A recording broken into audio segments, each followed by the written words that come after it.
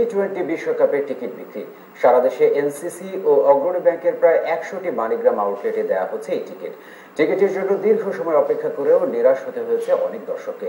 তবে যারা পেয়েছেন পছন্দের ম্যাচের টিকিট, সোনার হরিণ পাওয়ার মতো আনন্দ তাদের কাছে।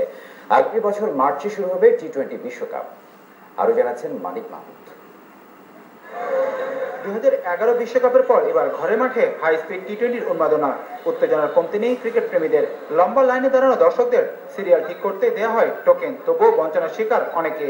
সিরিয়াল মেনটেন তো দূরের কথা, সবাইকে ধমক দিয়ে সিট সরাই দিতেছে এবং যদি বলতে যে তারা পলিটিক্সে পাওয়ার দেখাইতে লিস্ট যতবার হয় ততবারই ভাঙা হয়। রাত্রেবেলা হঠাৎ করে অনেকজন এসে ঢুকে পড়ে এবং ঢুকে কিভাবে আমার পরিচিত নিজে ঢুকাইতেছি, মনে করেন আমি বলতেছি আরে ভাই ছিল সে, এইভাবে ঢুকানো হয়। গত 2 দিন যাবত এখানে আছি, টিকিট এখনো পাইনি। দর্শকরা জাতীয় পরিচয়পত্র দেখে একটি কুপন পূরণ করে জমা দিলে হচ্ছে টিকিটের ভাউচার। প্রতিদিন 50 জনকে একটি ম্যাচের জন্য 4টি করে মোট 10টি ম্যাচের টিকিট দেওয়ার কথা থাকলেও তা বাস্তবায়ন হয়নি। 2 ম্যাচে 4টা করে সর্বোচ্চ 8টা টিকিট পাবে।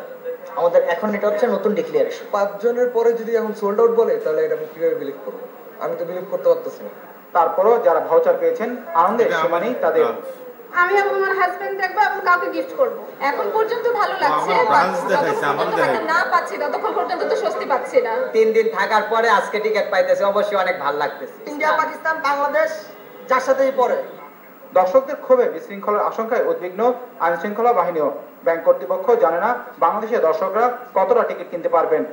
আইসিসি বাংলাদেশের জন্য কি পরিমাণ টিকিট রেখেছে বা কি পরিমাণ টিকিট বরাদ্দ করা আছে বাংলাদেশের জন্য, সেটা আমরা এখন পর্যন্ত জানি না। টিকিটের স্বল্পতা আছে নাকি না পর্যাপ্ত টিকিট আছে, সেটা আমরা এখন পর্যন্ত জানি না। সেই কারণে এখন লোকজনের যে টিকিট পাওয়াটা, সেটা আমি কোনো নিশ্চয়তা দিতে পারছি না। আমি আইন শৃঙ্খলা রক্ষা বাহিনী আমার এলাকাবাসী